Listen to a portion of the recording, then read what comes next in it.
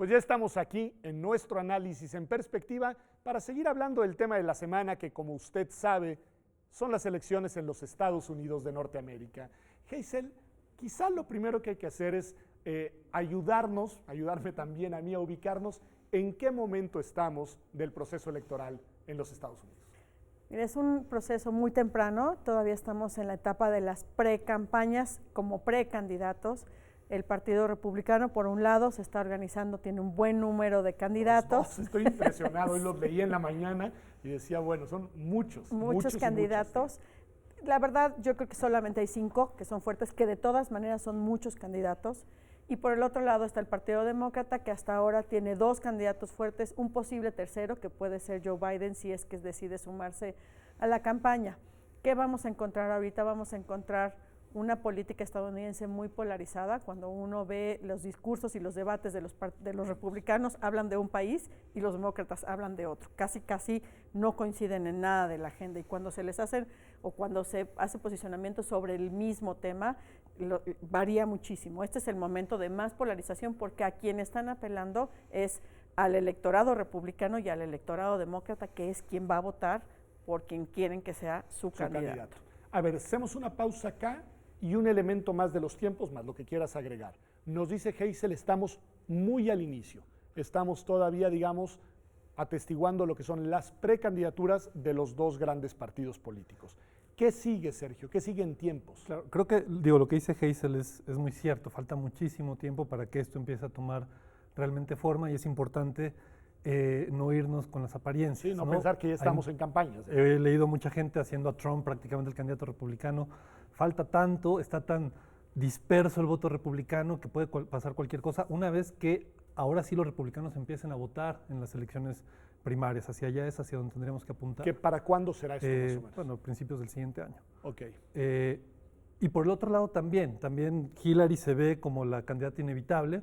Yo creo que va a ser la candidata, pero hace 8 años también a estas alturas era la candidata inevitable. Entonces es muy temprano todavía para poder asumir que ya sabemos quiénes van a ganar las primarias. Es una lucha abierta, más abierta en el Partido Republicano que el Demócrata, pero también el Demócrata faltan muchas cosas que pasen. La más importante, de la que probablemente tengamos noticia en las próximas semanas, es si Joe Biden va a entrar o no, porque eso cambiaría la dinámica de la primaria demócrata. Ayúdenme a ver eso, ayúdenme a ver nombres, y empecemos por aquí, por los demócratas. Decías 3, decías en este caso.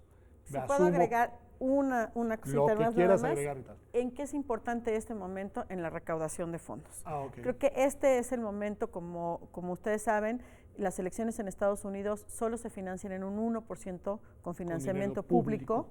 Todo lo demás es aportaciones que los candidatos... Acá seguimos 60-40, ¿verdad? Sí, acá en México es pues mucho más dinero público que dinero privado. Pues allá los candidatos tienen que recaudar fondos o poner dinero de su bolsa. Entonces, este es el momento en que están recaudando fondos y va a ser un elemento muy importante. Eso te iba a preguntar, ¿qué tanto pesa en la posibilidad, en la viabilidad de una precandidatura, que es en donde estamos, la capacidad de captar recursos? Mira, yo creo que pesa y pesa mucho, pero hay varios elementos. Uno es el dinero, sin lugar a dudas, pero eso no necesariamente refleja en las encuestas. Hoy el que más ha recaudado es Jeb Bush, y sin embargo no lo encontramos en el número 1 de las encuestas. La segunda cosa es qué tanta visibilidad tienen.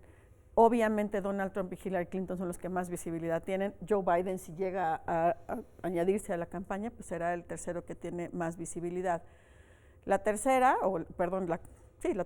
cosa que es importante eventualmente va a ser qué tanta experiencia tiene y qué es lo que quiere el electorado, ¿no? Y el soft money o el soft,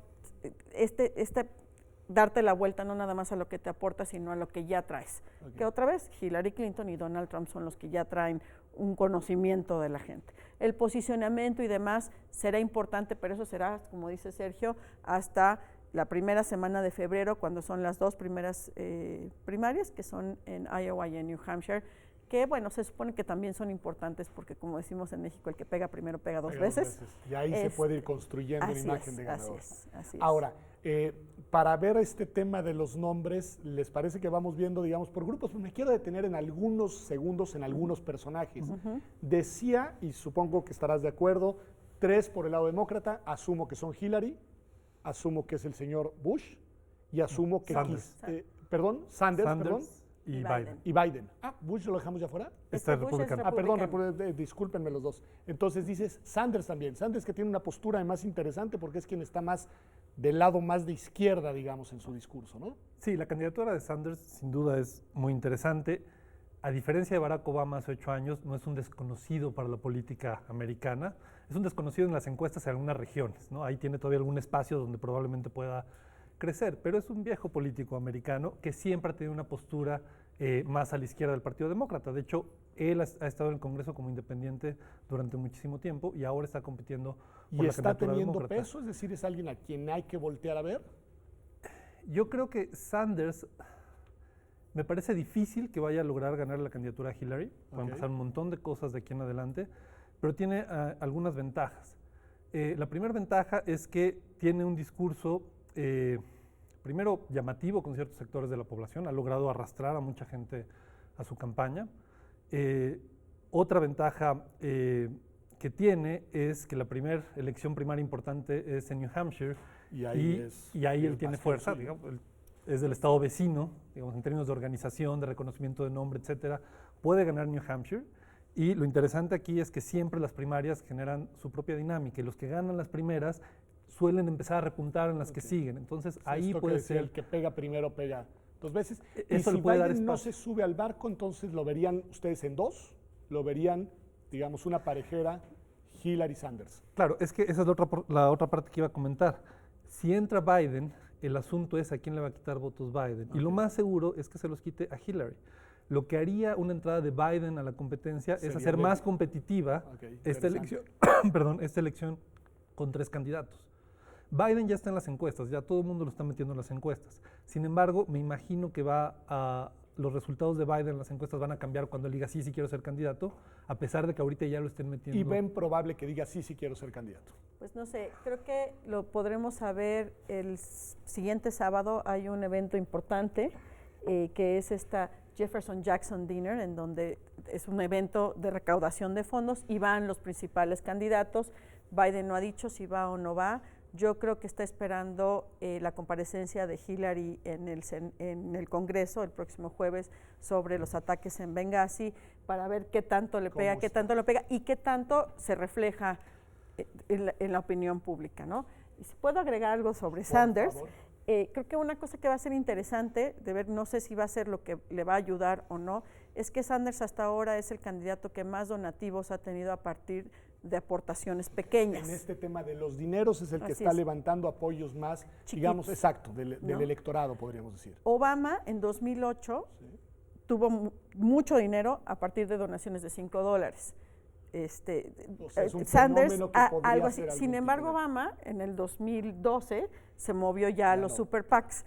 Sanders no ha recibido un solo dólar de los super PACs. Nos vamos a ver si regresamos al fenómeno de recaudación de fondos de Obama del 2008 o si si van a se ser va. importantes los super PACs. No nos movamos del lado demócrata y ayúdenme a ver en este contexto de estas 2 ya, digamos, precandidaturas y una probable, cómo están los discursos, las propuestas, las coordenadas ideológicas, porque nos decía Hazel, creo que con razón, que en este momento los posicionamientos son posicionamientos que en los 2 polos tienden a polarizar. Bueno, me gustaría ver dentro del espectro demócrata qué tenemos en el discurso, Sergio. Bueno, hay varias diferencias que fueron evidentes en el debate la semana pasada. En general, sí, Sanders tiene una postura en casi todos los temas a la izquierda de Hillary, pero hay uno central en el que Hillary básicamente lo acorraló en el debate y es interesante porque puede ser un tema fundamental en la primaria demócrata y es el asunto de la aportación de armas. No solo Sanders no se comprometió con una limitación más importante al derecho de aportación de armas, etcétera, sino además defendió su argumento, me parece que de una forma no muy convincente, ¿no? Diciendo, bueno, es que yo vengo de un estado rural como Vermont y ahí a la gente le gusta tener armas, ¿no? Que tiene algún sentido, digamos, en Vermont hay mucha gente que se dedica a la cacería y cosas así.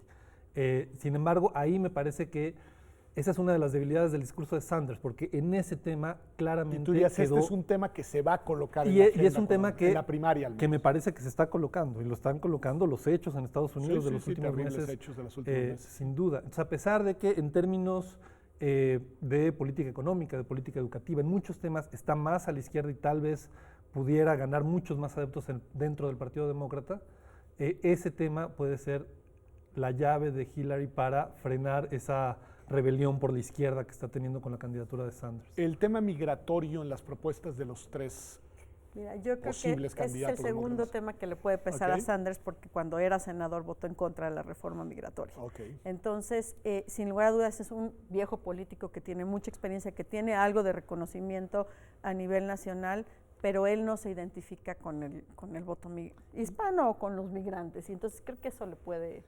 Y sin embargo, ahí tuvo una mejor respuesta, creo, durante el debate. Cuando lo quisieron acorralar con el tema migratorio, me parece que tuvo una mejor respuesta. Y lo que decía es, bueno, es que esa ley creaba un programa de trabajadores visitantes que los hacía venir a Estados Unidos a trabajar en condiciones terribles.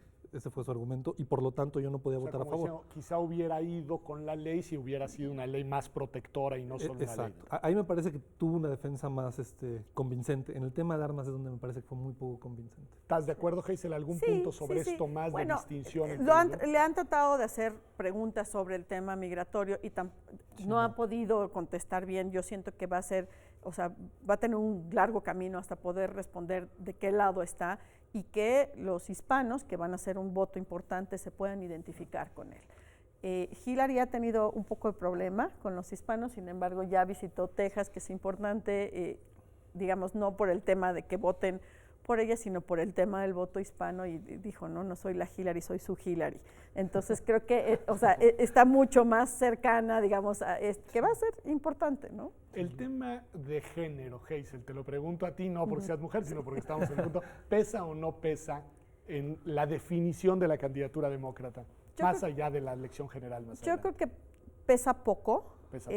Yo creo que pesa más la experiencia que tiene Hillary, yo creo que pesa más su trayectoria. Está consolidada como una política de peso, no como una mujer con aspiraciones. Y lo vemos del lado republicano con Carly Fiorina, ¿no? Que tuvo un repunte después del segundo debate, cuando le contestó a Trump, o cuando tuvo su tete-a-tete con Trump, pero ahora en las encuestas cayó totalmente. Entonces, bueno, decíamos, ese no sería el tema.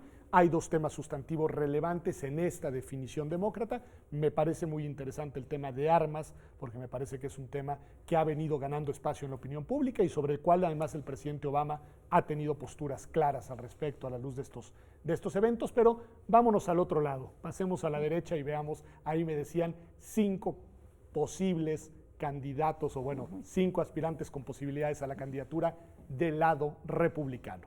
Y empecemos con nombres. Y todas las posibles combinaciones, ¿no? A ver, tenemos obviamente Trump, que ahora quiero que nos detengamos unos minutos en el personaje. Trump, Bush, obviamente. Marco Rubio. Marco Rubio, que nos decía de origen cubano. Ted Cruz. Y Ben Carson, yo creo que sí. Y Ben Carson, claro. Háblenme un poquito de ellos y sobre todo de los que conocen menos la gente, para dejar a Trump y a Bush hacia el final. Bueno, Mark Rubio y Ted Cruz creo que van a ser importantes, son también conocidos ya de la política estadounidense, ya no son the new kid on the block, como le decían a Obama cuando llegó. Ted Cruz, por ejemplo, tomó el reflector hace un año y medio, cuando el gobierno se cerró. Y el año pasado, cuando no querían darle fondos al Departamento de Homeland Security, por el tema de que tomó el papel del filibustero, ¿no? Y al final de cuentas dijo, yo también, y votó en contra además de sí mismo, ¿no? Pero es este político que ha tratado de mantener la visibilidad, los reflectores. Un hispano de Texas, muy conservador, muy viendo hacia adentro de los Estados Unidos. Mark Rubio, un político de Florida, también muy conservador, que ha tenido sus buenas batallas políticas internas en Florida, pero que logró salir y ganar hacia la escena nacional. Creo que ellos dos están bien en la cuestión de recaudación de fondos. Son conocidos, pueden hablar de experiencia. ¿Le gustan a su electorado? Le gustan a su electorado, son hispanos, ¿no? Y le gustarían esta parte conservadora de los hispanos. Y tienen un discurso parecido al de Trump, menos controversial, pero parecido en sus posiciones. Y creo que aquí vale la pena nada más regresarnos un poco y hacer la diferencia en cuál es lo que estamos viendo en la diferencia entre los demócratas y los republicanos. Y aunque parece que no es el qué papel quiero que tenga el gobierno. Quiero un papel del gobierno que ayude, quiero un papel de gobierno que ayude al American Dream por medio de la intervención de impuestos, de seguridad social, de salud, etcétera, etcétera, que son los demócratas, o quiero un gobierno chiquito que no intervenga el American Dream de acuerdo al mérito y a lo que el ciudadano puede hacer. Ese es el discurso que sí está clavado en el sector republicano. Y que es genial porque, digo, ahí sí es un debate de concepciones ideológicas y políticas del papel del Estado. Y es un debate que, aunque los términos han cambiado un poco, es el mismo debate de hace 200 años entre Jefferson, Hamilton, etcétera. Por eso sí tiene sentido hablar de derecha e izquierda desde esta perspectiva en el contexto americano, ¿no? Y bueno, digo, estoy de acuerdo, en ese sentido son candidatos atractivos para ese electorado. Trump me parece que en lo que les ha ganado es que es más mediático y sabe hacer más escándalo y tiene más dinero también, ¿no? Eso es lo que tiene a Trump por encima de los demás precandidatos. Pero a estas alturas es una ventaja que puede desaparecer en un par de debates, puede desaparecer después de un par de primarias. Y el caso de Bush, que yo ya lo andaba haciendo demócrata, el caso de Bush, porque era un candidato Su partido que también al lo está inicio haciendo demócrata. Exacto, era un lapsus, pero un lapsus consentido, digamos, ¿no? Pero, a ver, ahí ¿qué pasa? Porque es un candidato que pintaba muy bien al inicio, tiene este asunto de la esposa mexicana, es alguien con un discurso interior, en fin. Y mi impresión como observador es que se ha desdibujado su candidatura, su precandidatura. Yo creo que vuelvo a lo mismo, yo creo que ahora es muy pronto, yo creo que ahora la gente está atraída por Trump porque sí, seguramente, ¿no? Y además es muy mediático y es muy provocador. No es casualidad tampoco que el segundo lugar sea de Ben Carson. Al final del día, los dos vienen de fuera del gobierno y en esta concepción republicana quieres alguien que no esté en Washington, quieres alguien que sea un self-made man o alguien que sea exitoso a partir de su propio esfuerzo y no de lo que le ha dado al gobierno, y eso es atractivo para los republicanos. Jeb Bush termina siendo parte de la familia Bush, sería el tercer presidente si es que llega a ser presidente, tiene otra, digamos, otro crecimiento como persona, y eso no es tan atractivo para el republicano más duro. Entonces es por eso. Ahora, tiene $150 millones en la bolsa, es el que más tiene, los super PACs lo apoyan totalmente y yo no lo descartaría. Por muerto, no hay que hacerlo. Vamos a un corte si les parece, Sergio. Volvemos contigo con lo que ibas a decir en unos minutos. Estamos en Observatorio y como usted está viendo, estamos hablando de la precampaña de cara a la futura elección presidencial en los Estados Unidos de Norteamérica. Regresamos.